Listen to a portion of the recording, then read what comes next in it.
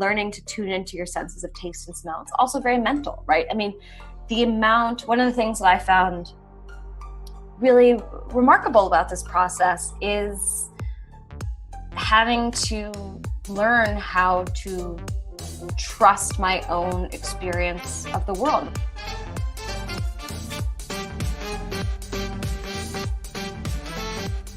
I'm your host, Brian McCann, and this is the Road to Wine Expert podcast.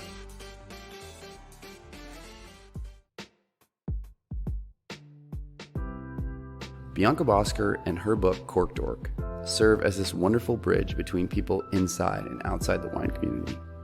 Everywhere I go, I run into people who rave about it. If I tell a stranger that I work in the wine industry, one of the first things they usually ask is, have you read Cork Dork? I'm so grateful to Bianca because this book came out right around the time that I was coming up with the Road to Wine Expert Summit and was thinking about my next move in the wine world. So it couldn't have been more perfect timing from that perspective. Bianca is insightful, bright, and disarming, and I just had the most fun interviewing her and talking to her, and it's just so obvious that she's a great writer in this interview. So if you've read the book already, I know you'll enjoy this interview. And if you enjoy this interview, I know you'll enjoy the book. So let's turn it over and find out about how Bianca got this idea to write Cork Dork. So how did you get started in wine? So, not beautifully. It was, I mean, I will say that I think a lot of people have their moment of wine and epiphany in a beautiful part of the world, with a beautiful glass of wine in their hand, sitting across from a gorgeous human being. Mine happened actually much like I am right now, at this exact computer screen. And it took place on YouTube, essentially. And I wasn't drinking wine, I was watching other people drink wine. And what happened is really that my husband dragged me out for dinner one night with a friend of his, and I happened to meet the sommelier that night, who mentioned that he was preparing for something called the Best Sommelier in the World competition. And my reaction to that was bullshit. Like, no way, not possible. You know, like, you open a bottle, like, how could this sommelier pouring business be a competitive sport? Like, doesn't make sense. And I like competitive eating things, and I was intrigued by the idea of a competitive drinking thing. And being a writer, I spend, a good amount of time sort of procrastinating. And I basically started looking into this Best Sommelier in the World competition. And if you haven't seen it, it was essentially the Westminster dog show with booze, right? Like, well-groomed specimens walking in a circle, super minute details, high stress, all of these things. And it was, for me, it was like this first glimpse into this world of cork dorks, of sommeliers, of collectors, of people who took their passion for wine to these illogical extremes. And, the more I learned about it, the more I was really fixated on this question of, like, why? What is the big deal about wine? Why would you spend all of this time and money on something that at the end of the day turns into pee? And so there was an element of I was really, the journalist in me was like, what is this culture of people? What are they doing? And then on a more personal level, at that point, I'd spent 5 years as the executive tech editor at the Huffington Post, and I'd spent a lot. I mean, my job was at the opposite extreme of the sommeliers. Like, it is screens all day, every day. It smells can only refer to something really bad. And so I think there's times in life where things find you, and for kind of irrational, subconscious, whatever you want to call it, reasons, they kind of awaken something inside of you. And for me, it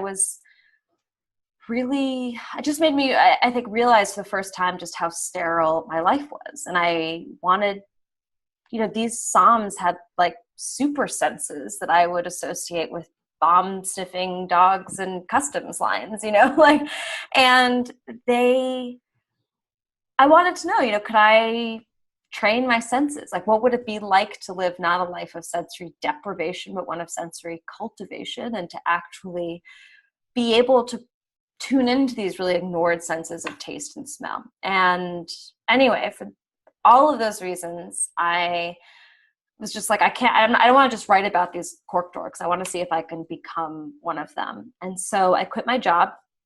I eventually, after some missteps and desperation, got hired as a cellar rat, which for those who don't know is really like the lowest of the low in the wine world. And then started training to become a sommelier. I wanted to actually work the floor. I wanted to be in there. I wanted to get in there.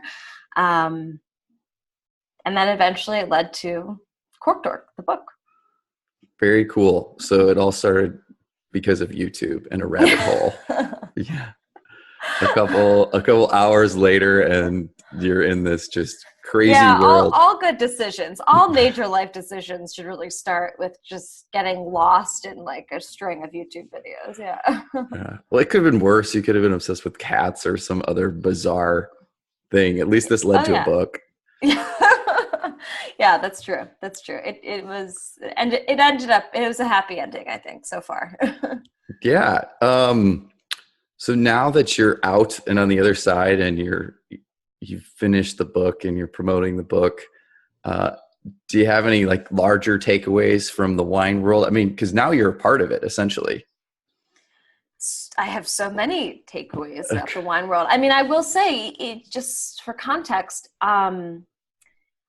I think that I had a very different kind of journey through the wine world than a lot of people take. I mean, obviously, of course, I think everyone finds their own way in for different reasons. I mean, and at the same time, I think that my journey, I was very cognizant as I was going through this of wanting to delve into parts of the wine world that we don't often hear about. And so, my journey is one that I think I very deliberately wanted to bring in the soul of wine, but also the science of it, right? The high end and the low end. Like, I trained with aspiring master sommeliers in these blind tasting groups, kind of in some of the best restaurants in the city. I got to work in the floor in Michelin star restaurants doing apprenticeships and trails. I went to, extravagant gatherings for collectors with millions of dollars worth of wine. But I also went to these sensory labs in kind of mass market wine factories. I spent time with neuroscientists dissecting brains, getting my brain scanned. I looked at the history of the restaurant, of service. And so I think that for me, I think that very often with wine, we really hear the romance, right? I think that there's a particular script that has worked very well for the wine world for a very long period of time. And I think it's very limited. I mean, I think that the reality is much messier and much more interesting. And it's one that we don't really hear. I think that there's room to, I think that I at least found a great benefit in making it a more interdisciplinary journey, and one that wasn't just about the tradition or the tried and true wisdoms passed down through generations of sommeliers. Yeah, I think it's funny that you found yourself in wine in this moment in time, right? Because we've got sommeliers now who are, essentially rock stars. And it's a weird relationship. I forget if it was, all my sources now are so confused in whether I was watching something or I was having an interview with someone, but they were talking about it. It's like, for the longest time, these people were butlers and then like maitre d's. And then now there's a title. They were failed chef. Well, I think what's interesting is that they were originally, I think, sommeliers. Well, Not originally. So one of the things I got very interested in was the history of the sommelier. And I will say that I remember when I was sitting down to write, I was like, oh, I'll just order, I'll go like buy a couple books about the history of the sommelier. I'll read them, digest, synthesize, boom. And I realized like no one had written the history of the sommelier, which I think is fascinating. And so as it turns out, I mean, we've really they weren't called sommeliers, but they have been special people who were in charge of picking and serving wines dating back to the ancient Egyptians. I mean, there's the cupbearer in the Bible, right, who indirectly is responsible for avoiding like the ruin of famine. And then you have the sommelier lovers like in ancient Rome, I think, and the butlers and all these things. But yeah, you're right that at some point after the invention of the restaurant haven't been around forever. They're French, of course. Originally, they were a restaurant. So originally, a restaurant was actually just like a broth, essentially. You could go to one place and you could buy only broth. You could also go to parts of Soho and still do that. But yeah, at some point, sommeliers were like failed chefs, and they essentially got booted from the kitchen and to the cellar and performed their job with all of the enthusiasm of the beast of burden for which sommeliers get their names. The word is Old French, and it basically means like pack horse. So yeah, but I agree. I think that there's the era of the celebrity chef is giving way to the era of the celebrity sommelier. And it is wild because and talking to multiple people who are currently sommeliers or have experience Right. there, the best ones at least are so humble, and they realize like all they're doing is they're this conduit, Mm-hmm. right? They're just sharing stories, and they're trying to connect the person sitting down at the table, or the people sitting down at the table, with the wine, and through that wine as a vehicle, then the region, the place, the producer, and create this experience. And so this is kind of a weird thing too, because chefs create something, like they create food, and sommeliers are just presenters. I totally disagree. Oh, here we go. Awesome. Great. I mean, I think that is in some. I understand why you say that, and I think that that's a very prevalent mindset. But I think that, first of all, I think that chefs have gotten a lot of the glory because it's sexy. Like they get flames, they get knives, they get tattoos and drugs, and they are these like bad boys of the restaurant world. And sommeliers operate in a much subtler form of sort of tension and intrigue and art, right? Like they're nerds, and they are dedicated, passionate, but it's not the same kind of fireworks, right? And I think that somms to me really aren't just cork pullers. I think that they are creators in the sense that they're storytellers, but they also create an experience through flavors in a glass. And they also create experience. If you think about it, I mean, chefs are, besides reality TV shows and memoirs and all these things, we don't really see them as much in the restaurants by and large, right? And sommeliers working the front of the house instead of the back of the house. What I found really interesting in my time trailing with sommeliers and eventually working on the floor was the way that you, in these careful choices of language and the way that you position your body and the way that you pour a glass of wine and the way that you move around the table are communicating something. And you are, more than you realize, sort of determining the experience that someone has there. And I think that that's a really integral part of the meal. I mean, a lot of times when we go out to eat at the kind of restaurants that have sommeliers, it's not just for calories, right? We're there to have this like emotional, intellectual, what have you experience. And there's, a way, I think, I read about this, but like these restaurants are judging you more than you're even judging them. And as sommeliers try and read what it is that each table wants out of the experience. They're looking at your, watches, your bags, the rings on your fingers, the carrots that you're, got on that night to sort of figure out how much can you spend? Who are we dealing with? What do they want? I mean, restaurants keep logs on their guests, right? So you could, if you spend a lot of money, you may be flagged in the system as a, wine PX, which is short for personne extraordinaire. If you throw a temper tantrum, you may be an HWC, which means handle with care. It could be an SOE, or sense of entitlement. And I think all of these things, it's not just about increasing the check total at the end of the night. Again, it's really about, sommeliers more than servers, more than chefs, are that kind of human layer with the experience. And when you think about our concept of flavor, right, what we find delicious, it's not just taste and smell, it's taste and smell and price, it's the color of the walls, it's the background music, and it's also the service, it's also the presentation. It's, does this person suddenly elevate the meal to a way that you're suddenly, I don't know, maybe you'll go for that slightly nicer bottle of Italian wine, So yeah, I think that they are creators in their own right, actually.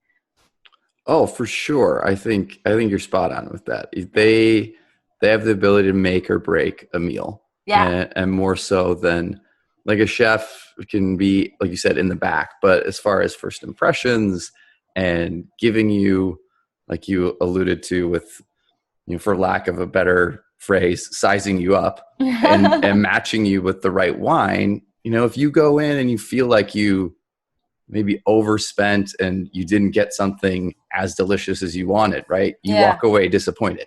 Right. Whereas the converse, like, wow, I only paid X for that bottle and it drank like 4 times that. And it was one of the most magnificent wines of my life. And I mean, therein lies one of the fun parts about wine, right? Like, was it the wine that was so great, or was the experience? Did the wine make the experience, or did the experience make the wine? And, that's sort of this chicken and the egg argument that you ultimately get into when you dive deep. Totally. Yeah, absolutely. And I think that it's a delicate, wine is so delicate. I mean, it's something, even the most confident people can be very petrified when it comes to wine. And so there is also kind of, I don't know if it's a psychiatrist exactly, but it's having to, I think good somms are sort of, well, they're good readers of people. They're not just, good censors, but they understand human beings. It's a great point. It's a skill that is like when you have great service, and I care anyone in the restaurant really, like, they're aware of who you are as a person. They interact with you as a person and not just, a bag of cash. Right. They're like, even someone who is a busser and is cleaning away your plates, like, just the way they approach and interact, like, there's all forms of art going on there for sure. Totally. For sure. So you had mentioned the intimidating factor. Did you have any fear or hesitation jumping into the wine world? Yeah, but no. I mean, look, I'll say that there was, there got to be a point where I was just so fixated on these questions of why wine, how could I do it, what would change if I did, that in some ways there was only one path forward. And so in that sense, I had to see where that would go. And on the other hand, when you quit your steady full-time job with health insurance to start, drinking on weekday mornings with no job, the people who love you start to get concerned.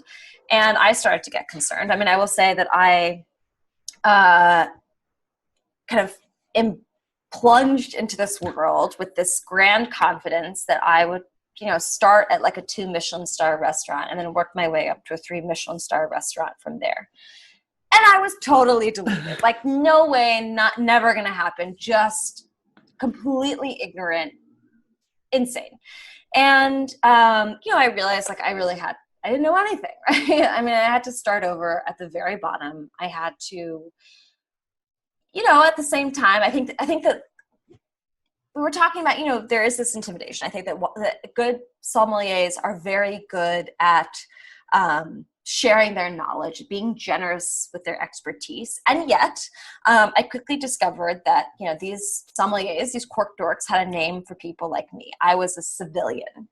And, they, as the name implies, these are people who are, they're the amateurs. They're, the customers. They are to be kept at arm's length. And I really had to earn my way in. I had to prove myself. I had to prove that I was serious. And I also, I think there were some very painful reality checks along the way.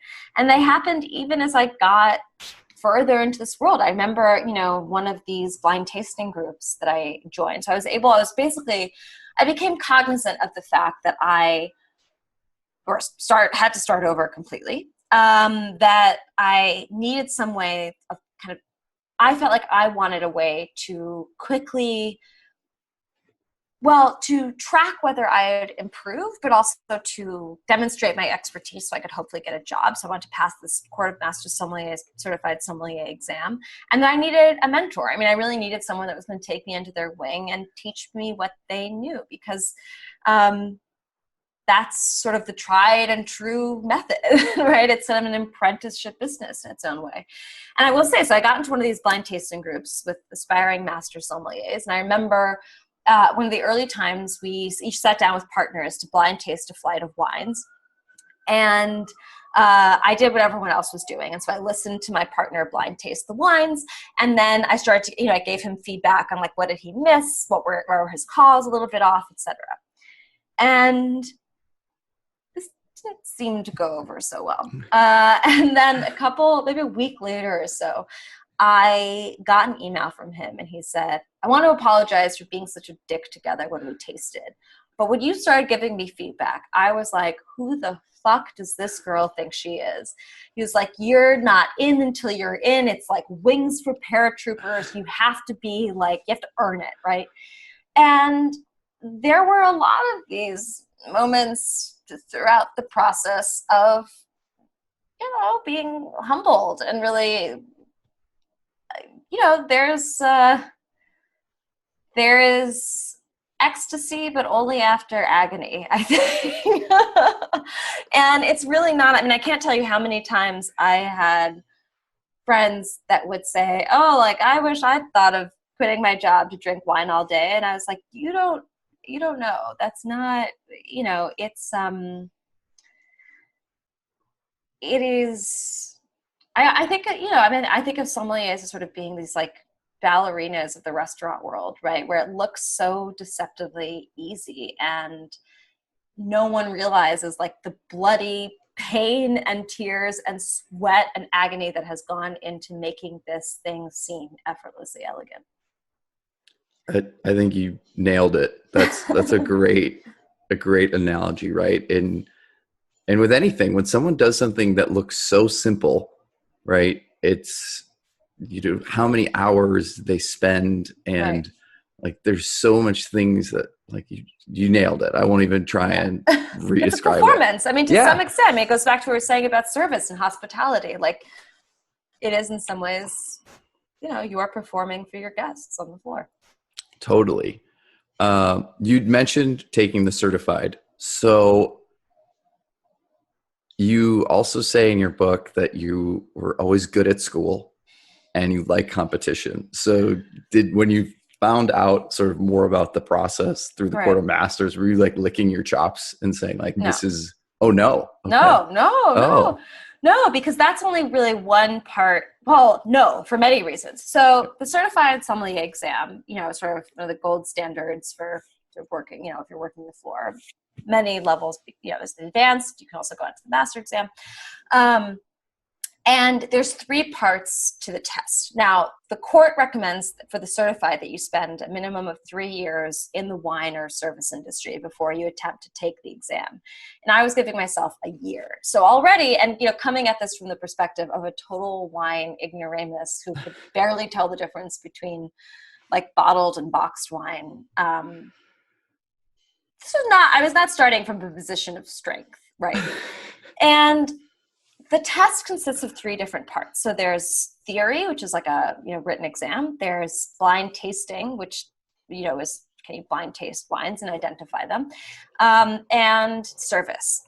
And sure, I mean, I love flashcards. I mean, when I was in college, I always had flashcards on my person, but this is different. So not only, I mean, if you think about it, this just taking the theory, for example. I mean, speaking as someone, I studied Chinese in college, so I'm used to rote memorization. And wine facts are so utterly irrational compared to anything that I've ever had to memorize, right? I mean, that this bottle should age 17 and a half months versus this one is 32.5. And, memorizing the names of the regions and their orientation north to south and the altitude and the soils and all these things, of course, they make sense to the people who are there, who cultivate it, who understand the nuances of these traditions.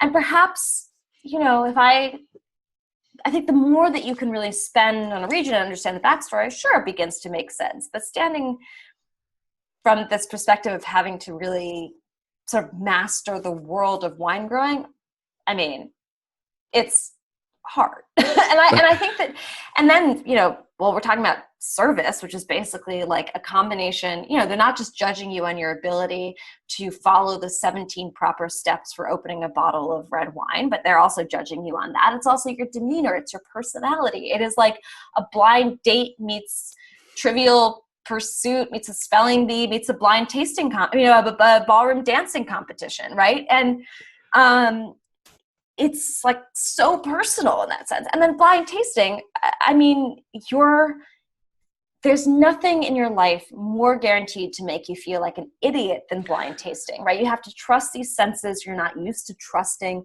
You have to venture a position in front of a group of people who are ready to tell you why you're a total idiot.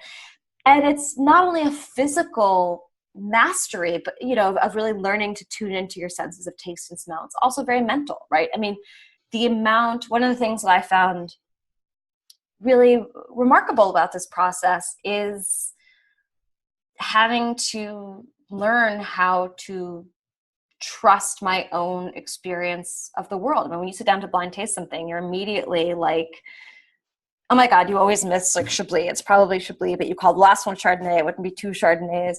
You always get this one wrong, blah, blah, blah. And now I can't smell anything. Your mind just goes crazy. And I think you have to learn this discipline of just staying true to this felt experience. And that's something that I found not only helped me to become a blind taster, but really changed the way that I experience everything from wine to music to writing to art.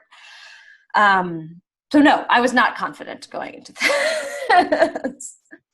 And as it turned out, there was a lot of reasons why I shouldn't be. It's the tests are not a gimme. And in an interesting way, they really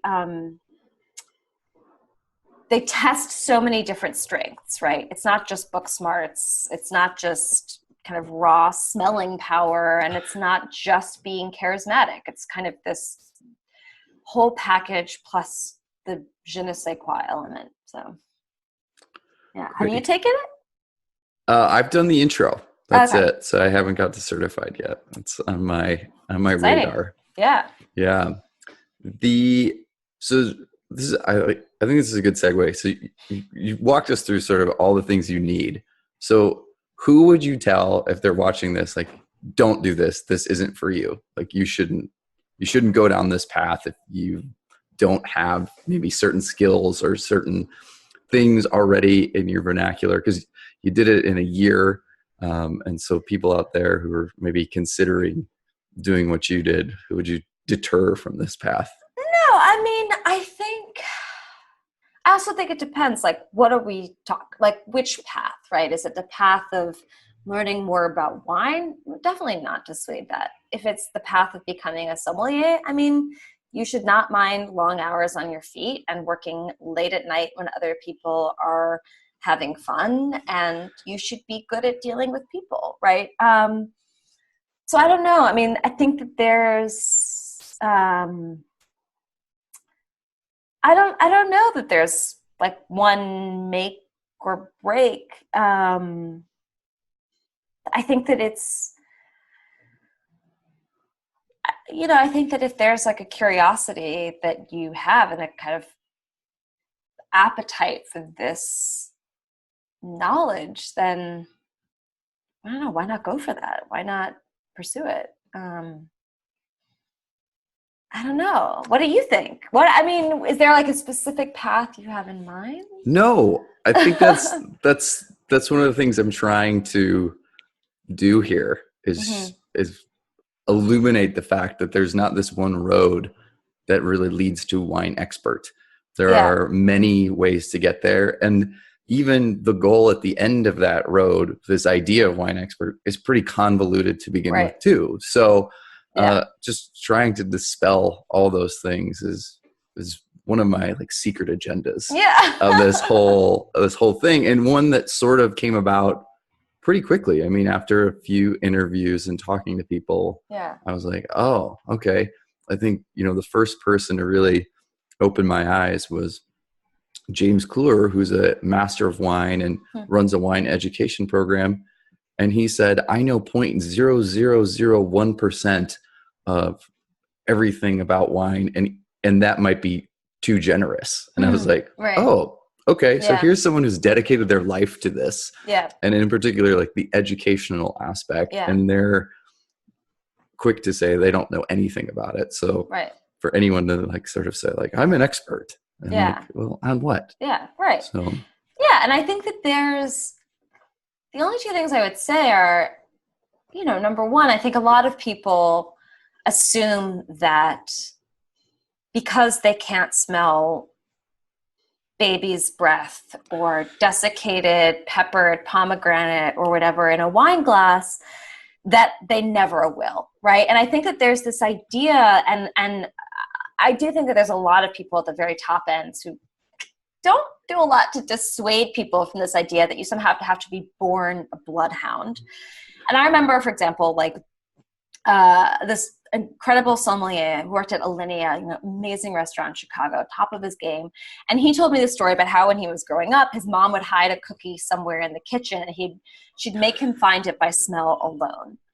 And when I heard this, I was terrified because when I was the same age, my mom would offer to give me like a granola bar to take to school for recess. And I'd be like, no, I'm totally fine. Because I knew that I had like 2 dog bones in my pocket to eat for lunch or for snack. And I couldn't really functionally tell a difference between that and granola bars. And so just to say, like, my palate was not coming from like a highly refined place. And so I was really skeptical and kind of dubious. Like, could I actually improve my senses? Could I pick up on these stories in the tastes and smells in a glass of wine? And the answer is, first of all, we are way better sensors than we give ourselves credit for. And like, we beat rats, dogs, certain odors. And secondly, any of us can train ourselves. If you've ever learned a word in your life, you have the ability to become a superb smeller. And the second thing I would say is a more, practical level. I also think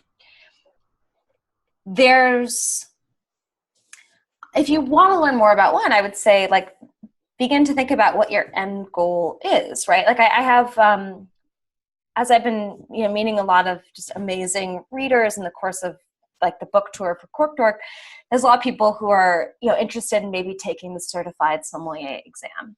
And that's great. On the other hand, if there's not like a class that you can take to pass that, there's a lot of self-study it's not only about, of course, the wine knowledge, but it's the service. It's things that really come in handy if you're working the floor of a restaurant. So I also say, one thing to consider, for example, is like the WSET, right? A different system that is not cheap and it's a significant commitment of time. But on the other hand, very guided, very hands-on. You are tasting lots of different wines at the same time that you're discussing where they come from, how they're made, what differentiates them. And in some cases, like if your goal is, you don't necessarily want to work the floor, but you just want to feel more in control of your relationship with wine, then maybe that's a better fit. And I would also say, I'm not like trying, I also just think that, at the same time, I think that there's a lot of wine education that starts at this level of, well, now we're going to start talking about the difference between these regions of France. And things don't get backed up enough to actually tell people how to taste those differences, how to feel those differences for themselves. And I think that is a really necessary part. I think I try and explain how to do that in Cork Dork. I also think Jancis Robinson has a book called How to Taste, I believe. It's good. Barb Stuckey. There's a bunch, her book as well. There's a bunch of books just about kind of smell and taste. And these are really important elements to decoding and getting to know intimately a glass of wine. Great answer. There's many ways to go about it. And there's so many different learning styles. And I think we're at just an amazing point in wine, just thanks to the internet and the ability for everyone to voice their opinion. Because for so long, it was just, a couple schools of thought and going down and like publishing a book. But now someone can start a blog, and no offense to you, right, yeah. start a blog and those talk about, doing it the old school. Yeah. But, start a blog, talk about natural wine or some element of the wine industry, right? That's interesting to them. Yeah. Or growing a beard and putting on a pair of headphones and interviewing people on the internet. Yeah, exactly. Which is great. Yeah. I had the beard before, so that was a prerequisite. Okay. Sorry. No. Fine. So when you are in this process, and it's interesting because you're on this journey, you're also writing a book. When you're anywhere en route to what ends up being the end, do you know that you've got something that's substantial? Because your book has already made like a really big impact in the wine industry. So or was that something you didn't realize until after the book was released? Yeah, I think I can only speak, I knew as I was writing the book, as I mentioned, I was very cognizant of the fact that I had ambitions of writing a type of wine book that hadn't existed before, one that was, sort of a journey from outsider to insider, one that was a journey less from grape to glass, more from glass to gullet, right? Less about making wine, more about this world of savoring it, of connoisseurship. One that brought in, again, the traditions, but also the science, combine these things that shed light on, again, not just these high-end restaurants, but also like how kind of the yellow tales of the wine, the world get made, right? And yet, like, I think that there's, your intentions can only take you so far. Like, you never know. So there was no like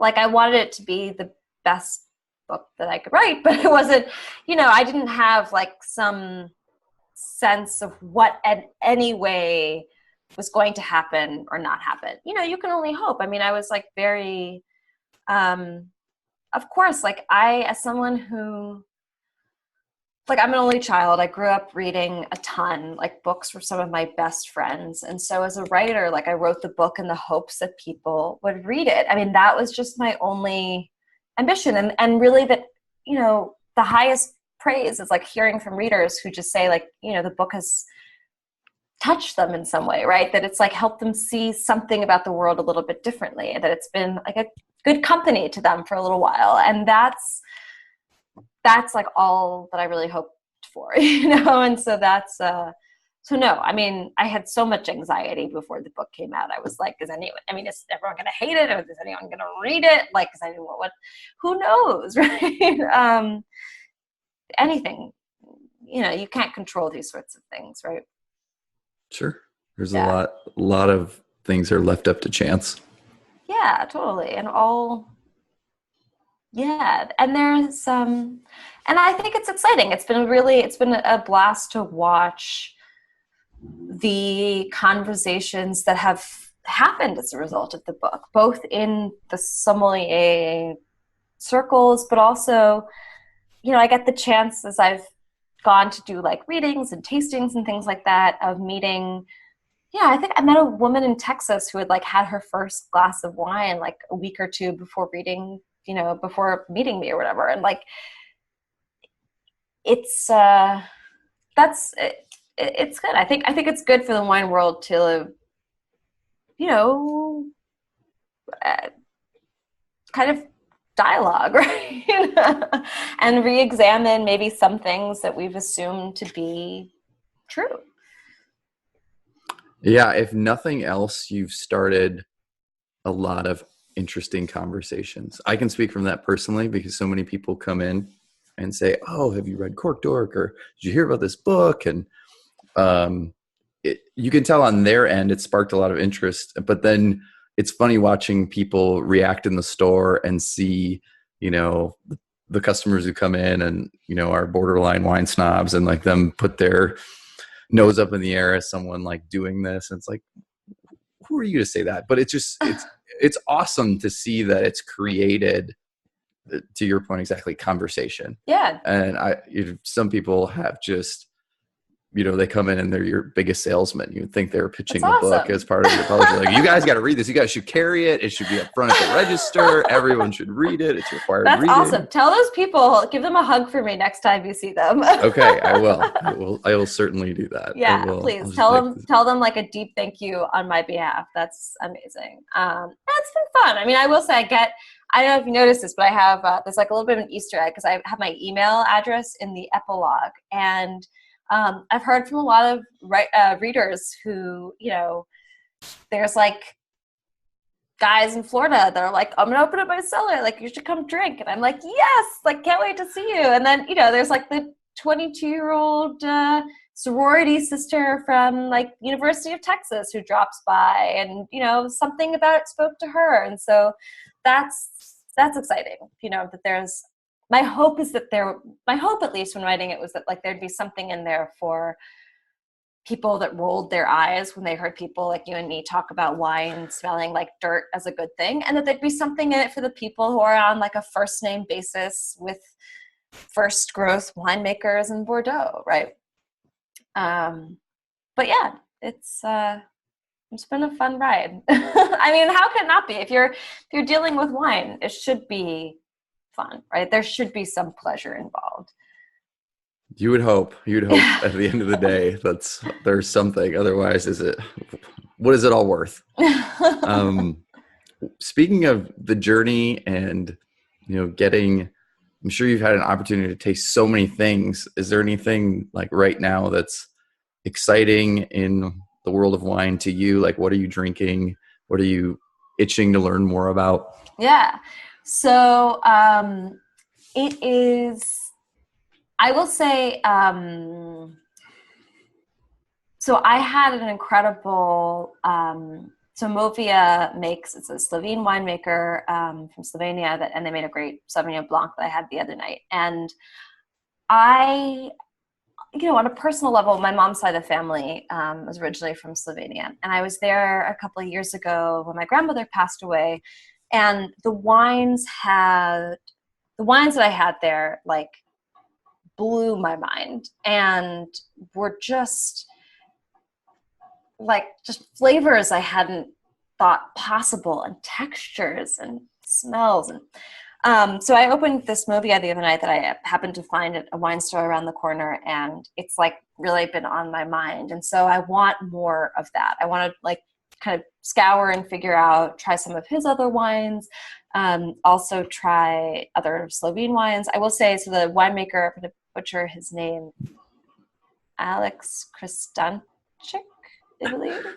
Anyway, he's apparently a total character, and there's a great profile of him that Ray Isle, who's the wine editor for Food and Wine, wrote a couple of years ago that I highly recommend that everyone check out. It's also, I think those are the. So I want to get my hands on more of those. I have to figure out where the wine store was like saying that these wines were going to go really fast. So we'll see. As is the case with that weird esoteric stuff sometimes, there's only so much, and the people who are hunting it seem to find it. Yeah, totally. Yeah. There's also, the good news is that sometimes once you let these things be known, people can go off and like hunt things out for you. So I had a friend who was like, we had a great old white Rhone blend, and he happened to get an email about some store that was selling them, and I was like, oh my God, like I got to like buy them before they stop selling them. And anyway, it's I will say that it is my taste in wine has changed dramatically in the course of this, which is good. I also think that there's I try not to get too hung up on any one particular wine maker for too long of a period of time. So I ended up working with this guy, Paul Greco, who runs Terroir. It's a wine bar here. And he is crazy and a genius and a sort of pirate and a master and wonderful. And he used to make people who took his wine class promise that they would never drink the same wine twice. And I think that there is a certain logic to that. It's like books, right? There's so many books in the world. You'll never read all of them in your lifetime. But those are the ones that we come back to again, and they change us. And similarly with wines, there's so many great things out there. Live dangerously. Try something completely unexpected. You never know. The book analogy is an interesting one, and one I haven't heard before, but now that you mention it, I really like that, because the idea of coming back to a book, right? Because a book can mean something to you at 13 years old. Right. And completely open up your eyes, and you can read it 10 years or 20 years later, and it can have no effect to the point where you're like, wow, what was I thinking? Like, this is just hot garbage. Right. Or you can take something completely different out of that book that you didn't even notice or were aware of when you were 13. So I like that one. That's a really, it's another good one. There's been several. I think wine and music are great, but wine and literature is probably another one. I think it's just that idea that it is art.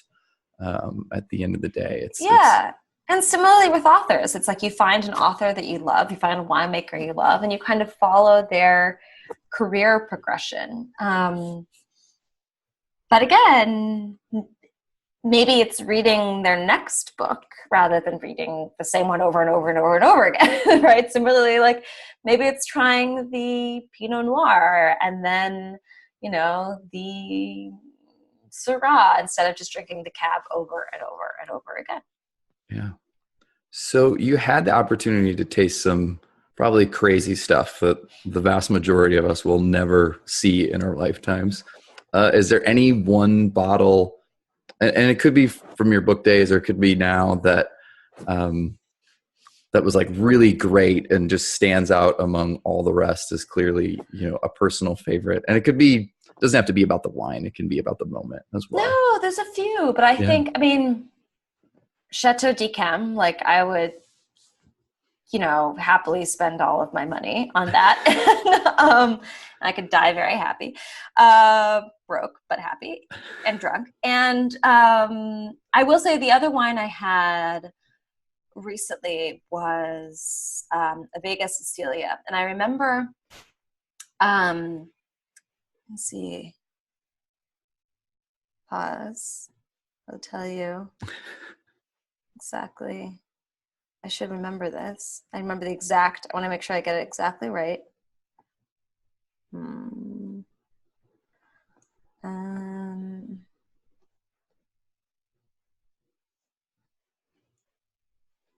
What am I? Oh shit. I'm not to go in a second. I forgot I told someone to call me.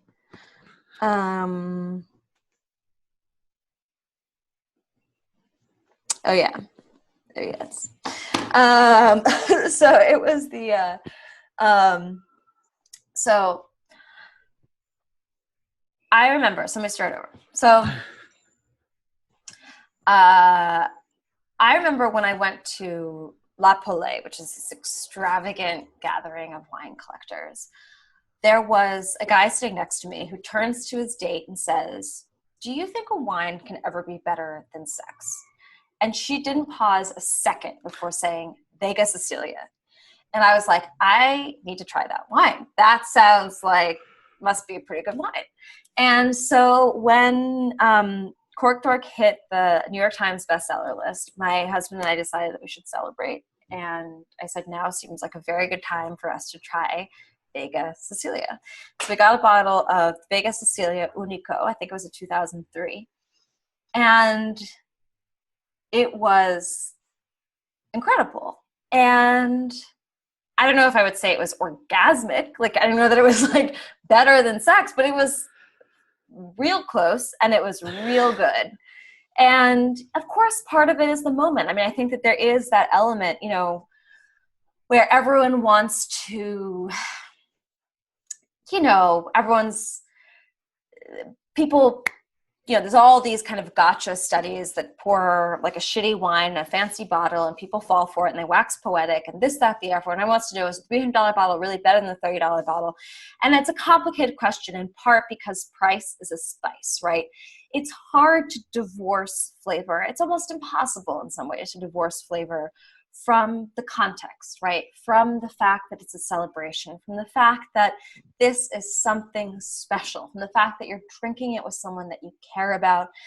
And I think in some ways you don't have to. I mean, I think that there's moments where we can try and do that to really be objective. And I think there's value in that discipline. And at the same time, going back to books, like we don't read books without context, right? You don't like pick up a book and like take the cover off of it and ignore the year in which it was written and strip the author's name. That information is part of what makes it this full, rich experience. And I think similarly with wine, you know, sometimes it's okay to embrace all of it. And to that note, I think, you know, so I do this series on Instagram called like Pear Devil, right? It's like the hashtag Pear Devil. And it's basically pairing wines with like the everyday food that we eat. And part of it's just to give people ideas for like what to drink, right? And what to drink on a Wednesday night. Because I think there is this idea that wine is for special occasions, like it's for the steak, it's for the anniversary, whatever. And I would argue that wine makes occasions special, right? And so it can be like, it can take like a blah Wednesday night and make it really this memorable celebration. In some ways, I think that's sometimes when I've enjoyed a wine most is when it's like this, like least expected, you know, and it's just this little moment. It's this escape. It's this escape into pleasure and beauty without having to get on a plane or maybe even leave your apartment. Well said. Before, I don't really know where to go from there. I think you just sort of put a nice ending on it. The author in you has come out and just sort of taken us out. But before it's Friday, it's like the weekend in my bed. Yeah, exactly. Before I let you go, what is the best way people can get in touch, find out more about Cork Dork, your hashtag Pear Devil, and connect with you? So I'm at B Bosker on Twitter and on Instagram. I'm me, Bianca Bosker on Facebook. My website is biancabosker.com.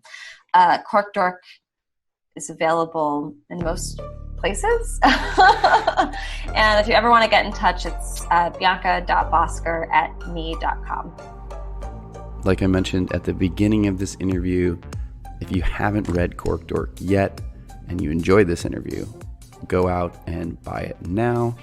There's a link on our website at roadtowinexpert.com/Bianca-Bosker. On that same webpage, you can find a recent update with Bianca and find out all the cool things she's doing. And great news, everyone, she is still a part of the wine world. And she's doing a little podcast herself. So to find out more, you can go to roadtowinexpert.com/Bianca-Bosker. Also, thanks to my podcast manager, Talia Goodman, for pushing me to publish, reminding me of deadlines, and making the podcast a priority. Thanks to Domain for sponsoring this episode of The Road to Wine Expert.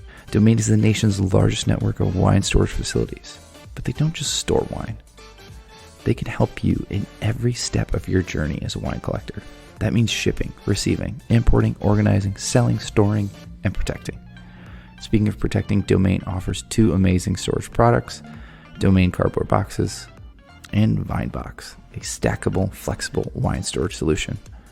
For more information on both those products, you can go to domainstorage.com. They're also available for purchase on Amazon. And finally, thanks to all the musicians who allowed their music to be featured on this podcast by sharing it through the Creative Commons license. If you'd like to know more about these artists and where you can find their amazing music, you can go to roadtowinexpert.com/music. And if you're still here, there's a couple things that you can do to support the podcast. The first of which is visiting roadtowinexpert.com and signing up to receive our emails. That'll keep you in touch about what is happening on both the show and the blog. Also, leave us a review on your platform of choice. It's a great way to say thank you and help us discover more and more people and get on the trending lists and all that jazz. So your review is much appreciated. And last but not least, if you've got questions, comments, concerns, or just looking for advice in general, reach out to me at brian@roadtowinexpert.com. That's BRIAN @roadtowinexpert.com.